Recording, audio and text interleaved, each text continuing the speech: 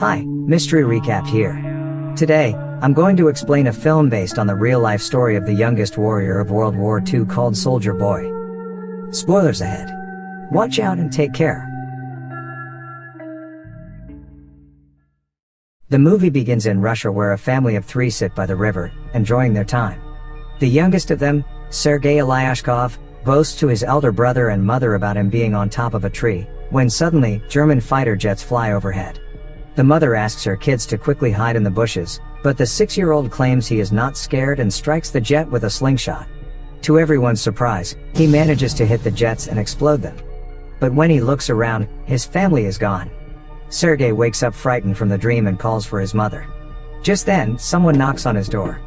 Assuming it is his mother, he runs towards it, but a neighbor woman comes in panicking. She thanks God for keeping him alive, and informs him that his mother and brother are dead. The little boy cannot comprehend what she is saying, and wants to stay in the house to wait for his mother.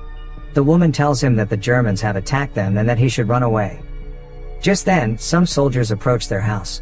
The woman makes Sergei run out through the window but is shot dead before she can join him. The little 6-year-old is now on his own, with no family and friends.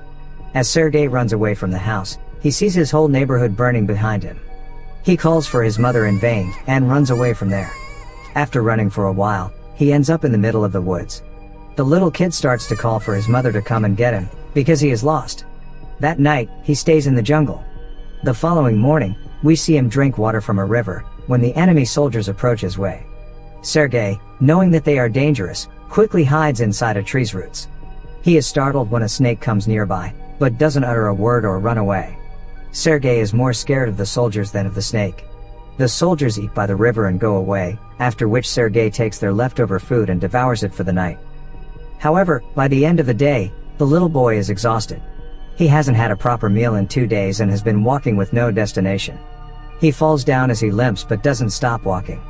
While on his way, he sees wild berries and devours them, but just then, an explosion occurs behind him, taking him by surprise. The boy gets dizzy and starts to hallucinate someone coming behind him.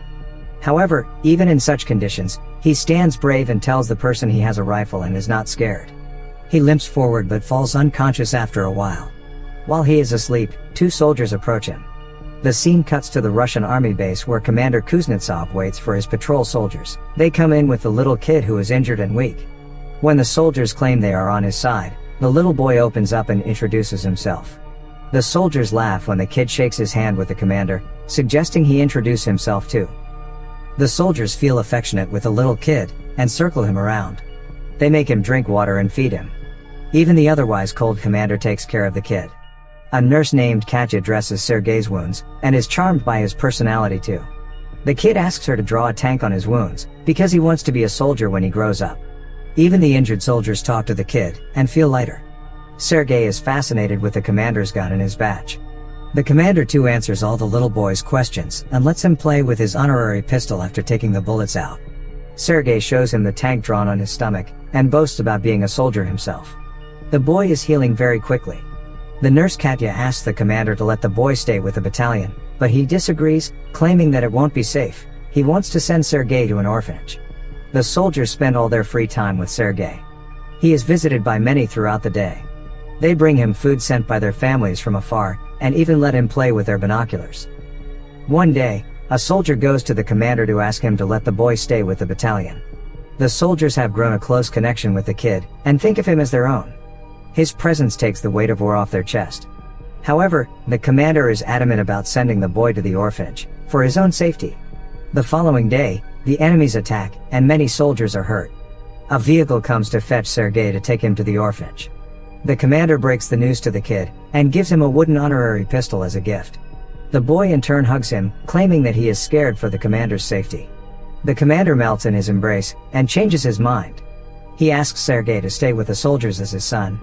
That night, the soldiers look for little soldier clothes for the little boy. They are over the moon to have Sergei stay with them. The commander wakes Sergei up and gives him the clothes. He wears them and runs around, looking like a real soldier. The others start calling him their little soldier boy. As the kid runs around, the Germans launch an air attack on the battalion. The soldiers quickly take Sergei to a safe place and fight the others. The number of injured soldiers grows rapidly. Sergei wants to make himself useful, So he brings water to thirsty soldiers. One of them asks him to read a letter sent by his family because he has a bandage over his eyes. The little boy wants to help, but doesn't know how to read. He takes the letter and starts making up the things written on it, claiming that the soldier's cow is safe back home. When the soldier says he doesn't have a cow, the others tell him to go along with the story and laugh. He reads everyone else's letters in the same fashion and cheers them up. In the following scene, we see Katya and the commander talking. The two seem to be attracted to each other, but do not confess their feelings. Later, Sergei tells the commander that he is of the orderly position in the battalion and starts introducing himself as one. However, the boy then sees one of the soldiers' station destroyed from the attack. The commander teaches him to take his hat off to pay respect to the dead soldier. The next day, he insists the commander give him a mission and is given a task to distribute the letters among the soldiers. He completes his task efficiently and even makes the soldiers dance for him. The following day, Sergei goes a little far from the base with his binoculars. As he is playing with it, he sees someone's leg moving from inside a haystack. He rushes back to the battalion and tells the soldiers about his findings. The soldiers are skeptical, but go with the boy anyway. When they reach near the haystack, they are alerted to see two German spies hiding underneath. The spies are arrested, and the kid is praised for his intelligence. That night, the commander shows Sergei the legal papers for his adoption. He is now officially the kid's father. Sergei knows of the commander's feelings for Katya, so, to repay his kindness, he takes him to confess to her. But the two see her talking to a different man, and wrongfully assume she is interested in someone else. The base is attacked by the Germans again. This time, Sergei helps the soldiers with all his might, by supplying ammunition to the soldiers in the front line, but the soldiers there command him to go back to the shed because it is too dangerous outside. When he comes to the shed, he sees the commander and others panicking because the phone's connection with the colonel is lost. A soldier is sent to fix the broken wires. Sergei follows the soldier and sees he has been fatally wounded. He asks the dying soldier how he can fix the wires, and does it himself. The connection comes back and more troops are called.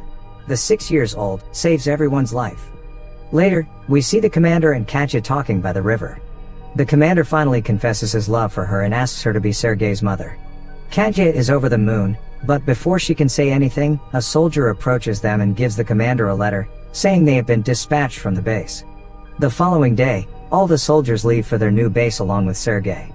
However, on their way, they come across a minefield that blows off some of their vehicles. The commander is hurt while the group's orderly, who Sergei was close with, dies in the explosion. He cries and hugs the commander. They carry the injured ones with them and continue their journey to their new base. When they finally reach the other base, they meet the commander's leader, the general. He too is impressed by the kid's ambition, and congratulates the commander for having such a smart kid. The following day, their division is awarded a guard's banner, and so is the boy.